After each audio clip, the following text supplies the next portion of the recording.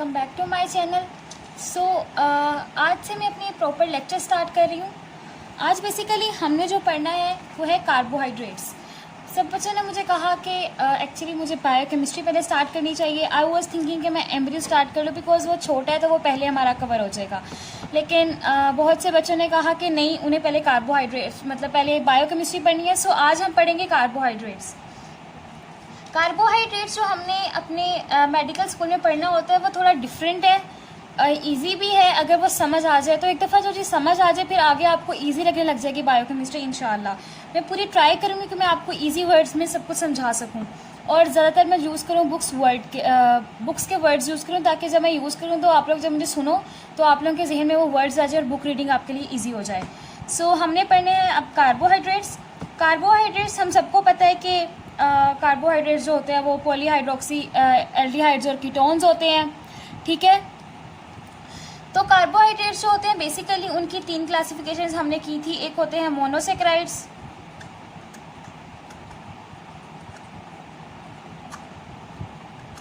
फिर हमने पढ़े थे इनमें होते हैं ओलिगोसेक्राइड्स,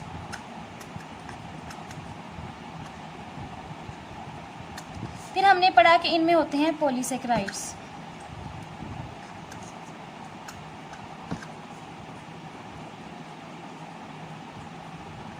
एंड आई थिंक ये बहुत ही बेसिक नॉलेज है, इसमें किसी को इतना कन्फ्यूजन नहीं होगी कि पता नहीं मोनोसेक्राइड्स क्या होते हैं, ओलिगोसेक्राइड्स क्या होते हैं और पॉलीसेक्राइड्स क्या होते हैं। तो इन पर टाइम वेस्ट किए बगैर हम अपना जो है वो नेक्स्ट टॉपिक स्टार्ट करते हैं। ठीक है, ये बहुत बेसिक नॉलेज है, इसकी आपने डेफिनेशंस कर लेनी कि ओलिगोसेक्राइड जो है अगर एक डिफरेंट कार्बन एटम्स है, फॉर एग्जाम्पल कार्बन एटम 1 2 3 4 3 से स्टार्ट होता है और 7 तक इसमें कार्बन एटम्स होते हैं। ठीक है, और इसमें जो है आगे मोनोसेक्राइड यूनिट्स होते हैं जिसमें भी मोनोसेक्राइड यूनिट्स आपस में मिलके लॉन्ग चेन बना देते हैं और इसे पॉलीसेक्राइड कह देते हैं। ठीक है, अब जो हमने पढ़ना है वो है मोनोसेक्राइड्स। ठीक है, आज हम स्टार्ट करेंगे मोनोसेक्राइड्स को। तो मोनोसेक्राइड्स जो है वो हमारे पास उनकी डिफरेंट कैरेक्टरिस्टिक्स होती हैं, डिफरेंट फॉर्म्स में एग्जिस्ट करते हैं। जो इसके सबसे इम्पॉर्टेंट और सबसे जो है वो यूनिक फॉर्म होती है वो होते हैं स्टीरियो आइसोमर्स। ठीक है, हम पढ़ेंगे स्टीरियो आइसोमर्स। अब स्टीरियो आइसोमर्स क्या होते हैं? स्टीरियो आइसोमर्स जो है ये बहुत ही इंपॉर्टेंट कैरेक्टर होता है मोनोसेक्राइड्स का। इसके मुताबिक बेसिकली इसमें होता क्या है, जैसे हमने पढ़ा था आइसोमर्स ये होते हैं कि उनमें डिफरेंट स्ट्रक्चर फार्मूला होता है और सेम उनका मॉलिक्यूलर फार्मूला होता है। इस तरह जो स्टीरियो आइसोमर्स होते हैं उनमें उनका स्ट्रक्चर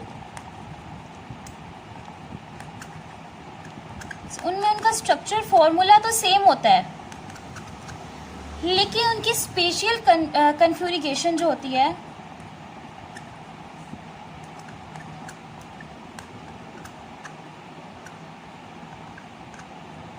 वो डिफरेंट होती है। इसका मतलब क्या है? इस बात का मतलब है कि जो स्पेस ही उनकी वो जिस तरह स्पेस में पड़े होते हैं वो डिफरेंट होता है।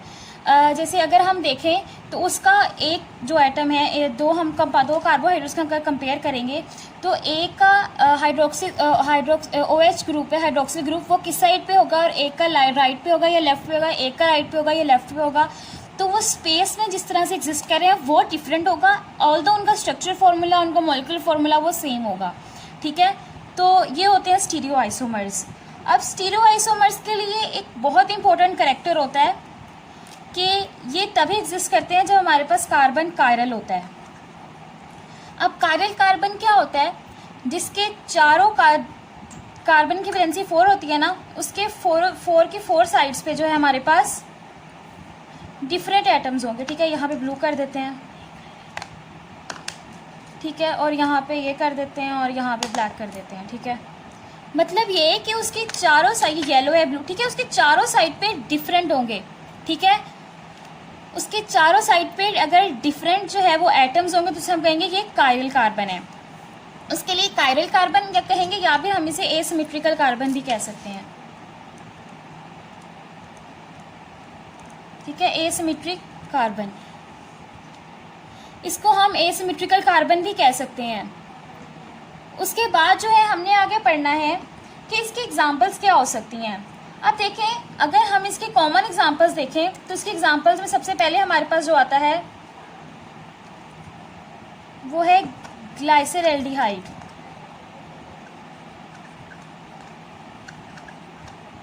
ठीक है, अब ग्लाइसरल्डिहाइड जो है इसके दो स्टीरियो आइसोमर्स होते हैं, एक होता है डेक्स्ट्रोरोटेटरी, एक होता है लीवोरोटेटरी।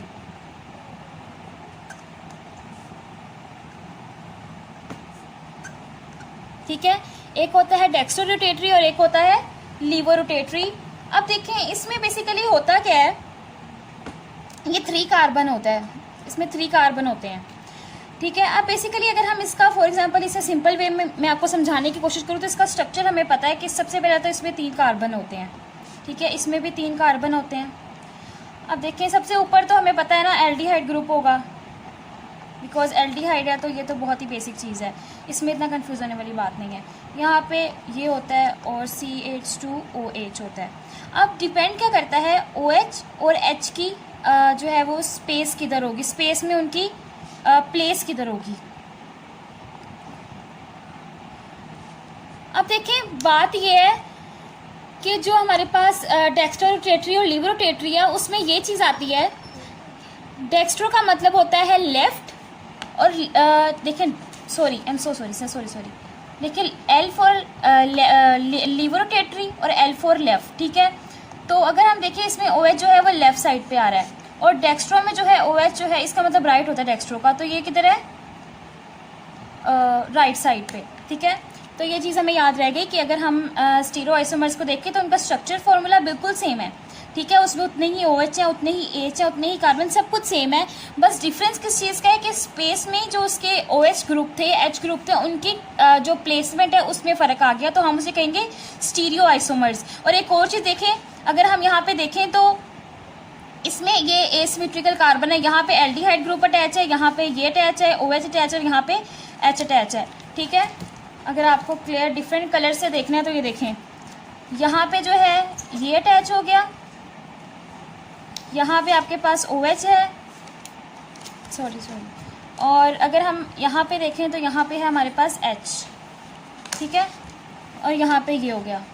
ठीक है, अब देखें ये डिफरेंट कलर्स इंडिकेट कर रहे हैं कि ये एसिमेट्रिकल कार्बन है। अब देखें अगर इसकी एक और एग्जांपल हम लोग देखें तो इसकी एक और एग्जांपल क्या होगी हमारे पास, वो होगी हमारे पास ग्लूकोज की। अब ग्लूकोज को तो सबको पता है कि ग्लूकोज का फॉर्मूला क्या होता है। ग्लूकोज भी 2 फॉर्म्स में एग्जिस्ट करता है हमारे पास, एक होता है डेक्स्ट्रोरोटेटरी ग्लूकोज जिसे कहते हैं D ग्लूकोज, एक होता है लीवोरोटेटरी ग्लूकोज जिसे कहते हैं L ग्लूकोज। अब ग्लूकोज का फॉर्मूला होता है 1 2 3 4 5 6 1 2 3 4 5 6। ठीक है, सबसे पहले तो यहाँ पे हम, ठीक है, ये हम एल्डिहाइड ग्रुप लगा देते हैं और एंड पे हम लोग ये लगा देते हैं।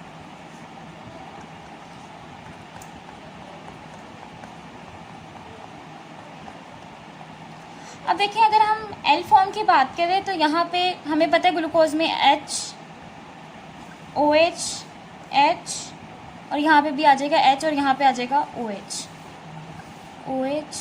H OH। ओके, अब उसके बाद यहाँ पे क्या आता है, यहाँ पे उन्होंने एक और चीज़ कही है कि यहाँ पे जो आएगा OH आएगा, यहाँ पे आता है H, यहाँ पे भी OH और यहाँ पे भी OH और यहाँ पे आएगा H OH H H। अब देखिए यहाँ पे डिफरेंस किस जगह पे आ रहा है, डिफरेंस यहाँ पे आ रहा है कि यहाँ पे जो लास्ट कार्बन है नॉर्मली हम देखते हैं कि OH इस साइड पे होता है, ठीक है, राइट साइड पे, लेकिन यहाँ पे क्या हुआ, यहाँ पे L ग्लूकोज में ये लेफ्ट साइड पे आ गया, तो ये कार्बन नंबर 5 के बेस पे ये स्टीरियो आइसोमर्स बनते हैं किसके, ग्लूकोज के। कार्बन नंबर 5 पे की बेस पे यहाँ पे OH जो है वो अपनी डिफरेंट प्लेस करता है स्पेस में, तो उससे जो है वो ग्लूकोज की 2 फॉर्म बनती है, एक D जिसमें OH जो होता है वो राइट साइड पे होता है, एक L जिसमें OH जो होता है लेफ्ट साइड पे होता है एट कार्बन नंबर 5। तो ये बहुत ही सिंपल एक चीज़ है जो कि है स्टीरियो आइसोमर्स का। अब स्टीरियो आइसोमर्स की एक और करेक्टरिस्टिक होती है जो कि आई थिंक बहुत इंपॉर्टेंट है, और वो होती है इनकी ऑप्टिकल एक्टिविटी। ठीक है,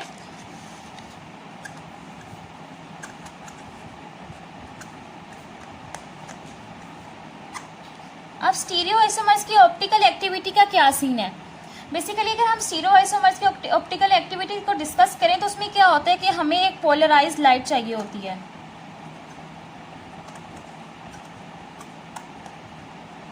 और ये पोलराइज्ड लाइट जो है इसे हम पास कराते हैं सॉल्यूशन से। किसके सॉल्यूशन से? सॉल्यूशन से किसके सॉल्यूशन? सॉल्यूशन ऑफ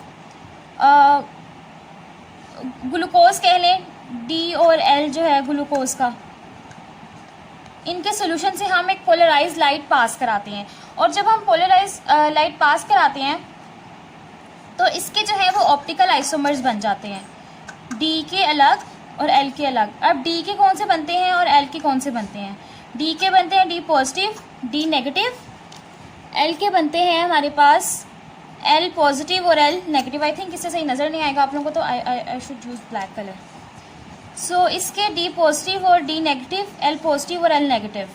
अब क्या होता है जब हमने पोलराइज्ड लाइट, हमारे पास हमें पता चलेगा स्टीरियो आइसोमर्स थे ग्लूकोज के ग्लिसरॉल्डिहाइड के।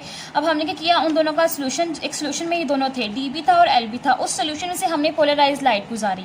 अब जब हमने वो पोलराइज्ड लाइट गुजारी तो क्या हुआ, उसके ऑप्टिकल आइसोमर्स बन गए। अब जो ऑप्टिकल आइसोमर्स बने हैं, ये ऑप्टिकल आइसोमर्स क्या, अब उन्होंने एक चीज़ बताई है, उन्होंने कहा है कि जब ऑप्टिकल आइसोमर्स जो हैं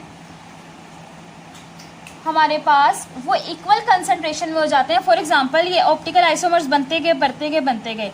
अब देखिए 50% ही जब हमारे पास डी बन जाएगा और 50% ही हमारे पास जब एल बन जाएगा, तो उससे क्या होगा, उस वक्त ऑप्टिकल एक्टिविटी 0% हो जाएगी, यानी ऑप्टिकल एक्टिविटी बंद हो जाएगी। और इस जो मिक्सचर उस वक्त होगा हमारे पास, वो होगा इक्विलिब्रियम पे, और इक्विलिब्रियम पे जो मिक्सचर होगा उसको हम कहेंगे रेसिमिक सॉल्यूशन, रेसिमिक मिक्सचर, या फिर हम उसे कहेंगे DL मिक्सचर। देखें, अगर हमारे पास सिर्फ D का सोल्यूशन होता तो हम उसे कहते हैं D, अगर हमारे पास L का होता तो हम कहते हैं L। अब देखें D और L दोनों इक्वल है, ठीक है, तो हम इसे क्या कहेंगे, इसे हम कहेंगे DL सोल्यूशन। अगर ये तो मैंने आपको रेफ एस्टीमेट बताया, अगर हम लोग इसको आगे जाके हम म्यूचुअल रोटेशन पढ़ेंगे, वहाँ पे अगर इसको डिस्कस किया जाए तो आई थिंक, चले वो मैं आगे जाके बताऊँगी, वो अल्फा बीटा में हो जाएगा। ठीक है, ये रेसिमिक सोल्यूशन और DL सोल्यूशन बन गया। अब इसमें मैंने आपको एक और चीज़ बता दी, वो चीज़ क्या थी कि इसमें जो है वो ऑप्टिकल एक्टिविटी नहीं होगी। ऑप्टिकल एक्टिविटी तब तक होगी जब तक इन दोनों की कंसंट्रेशन इक्वल नहीं होगी। जैसे कंसंट्रेशन इक्वल हो जाएगी, ऑप्टिकल एक्टिविटी बंद हो जाएगी। अब देखिए, हमने एक और चीज़ मैंने आपको बतानी थी इसमें थोड़ी सी क्लिनिकली, वो ये थी कि अगर हम लोग डी ग्लूकोज की, डी ग्लिसरॉल्डिहाइड की फॉर एग्जांपल बात करते हैं, या डी ग्लूकोज की बात करते हैं, ठीक है, इसमें ये होता है कि हमने जो पढ़ने आगे जाके वो ये है कि डेक्सट्रोज जो है is mostly used in glucose solution. क्यों सबसे ज़्यादा यूज़ होता है? बिकॉज उसमें डेक्स्ट्रोरोटेटरी नेचर होती है। डेक्स्ट्रोरोटेटरी नेचर जो है वो नेचर में सबसे ज़्यादा एग्जिस्ट करती है, इसलिए जो है हम डेक्स्ट्रोज यूज़ करते हैं। ठीक है, ये बात हो गई। अब हमने बेसिकली आज क्या पढ़ा, उसमें हम सबसे पहले कार्बोहाइड्रेट्स की 3 टाइप्स होती हैं, उसमें से पहले हमने स्टार्ट किया मोनोसेक्राइड। मोनोसेक्राइड की एक कैरेक्टरिस्टिक है जिसे हम कहते हैं स्टीरियो आइसोमर्स। ठीक है, स्टीरियो आइसोमर्स में क्या होते हैं, जिनका स्ट्रक्चर फॉर्मूला सेम होता है लेकिन स्पेशल कन्फर्म यानी स्पेस में उनकी प्लेसमेंट अलग होती है उनके कुछ ग्रुप्स की। जैसे हम, और ये सिर्फ वही कार्बन दे सकते हैं जिनके पास, वही कार्बोहाइड्रेट्स जिनके पास कायरल कार्बन होती है। हमने ग्लिसरॉल्डिहाइड पढ़ा, उसमें हमने डिस्कस किया, ठीक है, कि उनमें OH किस तरह अलग था। ग्लूकोज में हमें डिस्कस किया, उसमें C5 में अलग था। फिर हमने कहा कि डेक्स्ट्रोरोटेटरी जो होता है ये नेचर में ज़्यादा एग्जिस्ट होता है। और फिर हमने पढ़ा कि जो स्टीरियो आइसोमर्स हैं बेसिकली ये ऑप्टिकल एक्टिविटी शो करते हैं। ऑप्टिकल एक्टिविटी क्या होती है कि जब हम DL के हमारे पास एक सोल्यूशन है ग्लूकोज का, उसमें डेक्सो रोटेटरी भी है और लीवो रोटेटरी भी है, यानी जब उसमें हम बीम लाइट गुजारेंगे, पोलराइज बीम लाइट, तो कुछ ग्लूकोज मॉलिक्यूल्स जो हैं वो डेक्सो रोटेटरी मूव करेंगे राइट साइड पर, कुछ लीवो रोटेटरी यानी लेफ्ट साइड पे मूव करेंगे। तो एक टाइम आएगा तो उस वक्त जो है लाइट गुजारने पे बनेंगे हमारे पास ऑप्टिकल आइसोमर्स। ऑप्टिकल आइसोमर्स 4 तरह के होंगे, D के 2 होंगे और L के 2, पॉजिटिव नेगेटिव।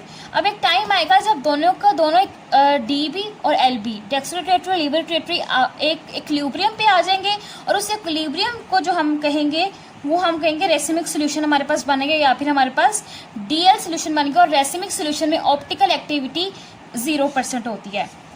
अब आज के लिए सिर्फ इतना ही था। अब बेसिकली बात ये है कि कुछ लोग सोच रहे होंगे यार एक ही टॉपिक पे इतना लंबा। बेसिकली ये है कि हमने आगे जाके, मैं अगर आपको थोड़ा सा डिस्कस करूं तो हमने आगे जाकर जो है सिर्फ अभी हमने स्टीरियो आइसोमर्स पढ़े हैं, आगे जाके हमने एंटो आइसोमर्स पढ़ने हैं, आगे जाके हमने एनोमर्स पढ़ने हैं, आगे जाके हमने उसके अलावा और भी थे 2-3 और हैं, ठीक है। हमने एपीमर्स पढ़ने हैं। तो जब एट द एंड ये वाइवा में पूछे जाते हैं और शॉर्ट क्वेश्चंस में MCQs में बहुत आते हैं। तो जब आप लोग वहाँ पे डिस्कस करने लगते हो ना, वाइवा में कोई आपसे अचानक सुनता है, ठीक है, तो अब आप लोगों को भूल जाता है भाई एपीमर्स क्या आते हैं, स्टीरियो आइसोमर्स क्या आते हैं, एनोमर्स क्या आते हैं, आप लोग सब कुछ भूल जाते हो। टॉटोमर्स भी हम आगे जाके पढ़ेंगे। तो इन सबको एक एक करके मैं इसलिए एक्सप्लेन करी ताकि आप लोगों को एक दफ़ा ये चीज़ बेसिक याद हो जाए कि इसमें ये चीज़ थी, इसमें ये चीज़ थी। बाकी जो चीज़ें होती हैं इसकी कितनी अमाउंट है, इसकी कितनी अमाउंट है, ये आप लोग बुक से देख सकते हो। द पर्पज़ इज़ कि आप लोगों को कॉन्सेप्ट अच्छी तरह क्लियर हो जाए। आगे जाके मैं आप लोगों को हर चीज़ इंशाल्लाह आहिस्ता आहिस्ता बताती जाऊँगी कि किसको कितना करना है, किसको कितना करना है, ठीक है। बल्कि एक और चीज़ रह गई, वो मैं भी बता ही देती हूँ इसके साथ ही। वो ये है कि